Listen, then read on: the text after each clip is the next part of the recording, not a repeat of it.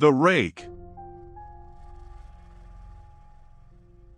During the summer of 2003, events in the northeastern United States involving a strange, human-like creature sparked brief local media interest before an apparent blackout was enacted. Little or no information was left intact, as most online and written accounts of the creature were mysteriously destroyed.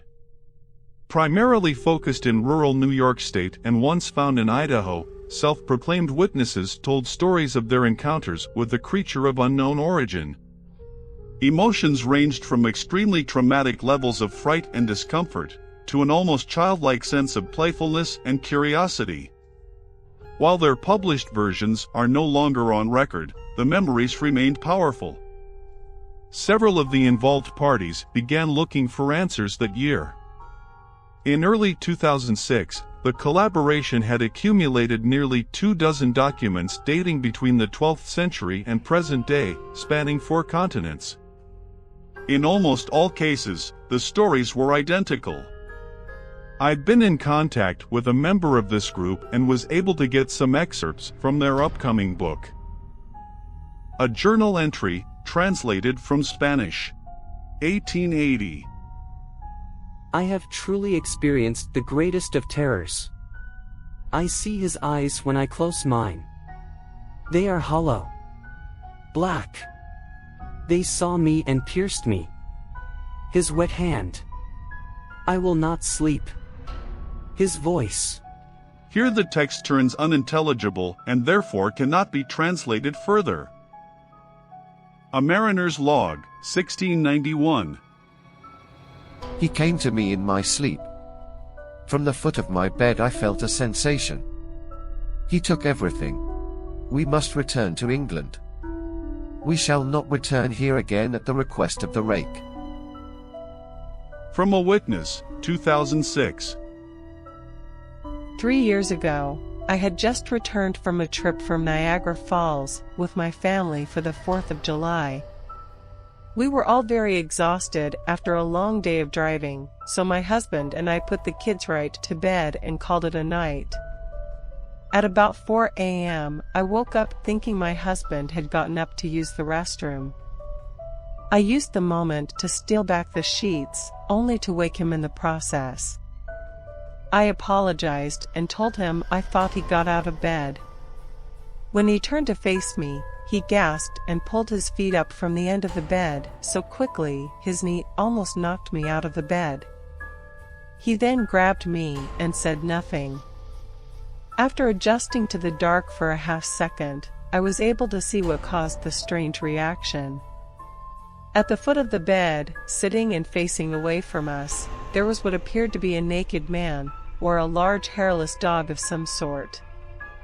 Its body position was disturbing and unnatural, as if it had been hit by a car or something. For some reason, I was not instantly frightened by it, but more concerned as to its condition. At this point, I was somewhat under the assumption that we were supposed to help him. My husband was peering over his arm and me, tucked into the fetal position, occasionally glancing at me before returning to the creature. In a flurry of motion, the creature scrambled around the side of the bed, and then crawled quickly in a flailing sort of motion right along the bed until it was less than a foot from my husband's face. The creature was completely silent for about 30 seconds, or probably closer to 5. It just seemed like a while, just looking at my husband. The creature then placed its hand on his knee, and ran into the hallway, leading to the kids' rooms. I screamed and ran for the light switch, planning to stop him before he hurt my children. When I got to the hallway, the light from the bedroom was enough to see it crouching and hunched over about 20 feet away. He turned around and looked directly at me, covered in blood. I flipped the switch on the wall and saw my daughter Clara. The creature ran down the stairs, while my husband and I rushed to help our daughter. She was very badly injured and spoke only once more in her short life. She said, "He is the Rake." My husband drove his car into a lake that night, while rushing our daughter to the hospital. they did not survive. Being a small town, news got around pretty quickly. The police were helpful at first, and the local newspaper took a lot of interest as well. However, the story was never published and the local television news never followed up either. For several months, my son Justin and I stayed in a hotel near my parents' house. After we decided to return home, I began looking for answers myself. I eventually located a man in the next town over who had a similar story. We got in contact and began talking about our experiences. He knew of 2 other people in New York who had seen the creature we now referred to as the Rake. It took the 4 of us about 2 solid years of hunting on the internet and writing letters to come up with a small collection of what we believed to be accounts of the Rake. None of them gave any details, history, or follow-up. One journal had an entry involving the creature in its first 3 pages, and never mentioned it again. A ship's log explained nothing of the encounter, saying only that they were told to leave by the Rake. That was the last entry in the log. There were, however, many instances where the creature's visit was one of a series of visits with the same person.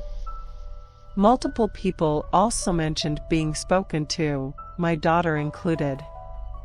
This led us to wonder if the Rake had visited any of us before our last encounter. I set up a digital recorder near my bed and left it running all night, every night, for 2 weeks. I would tediously scan through the sounds of me rolling around in my bed each day when I woke up. By the end of the 2nd week, I was quite used to the occasional sound of sleep while blurring through the recording at 8 times the normal speed. This still took almost an hour every day. On the first day of the 3rd week, I thought I heard something different. What I found was a shrill voice. It was the Rake. I can't listen to it long enough to even begin to transcribe it. I haven't let anyone listen to it yet. All I know is that I've heard it before, and I now believe that it spoke when it was sitting in front of my husband. I don't remember hearing anything at the time, but for some reason, the voice on the recorder immediately brings me back to that moment. The thoughts that must have gone through my daughter's head make me very upset. I have not seen the Rake since he ruined my life, but I know that he has been in my room while I slept. I know and fear that one night, I'll wake up to see him staring at me.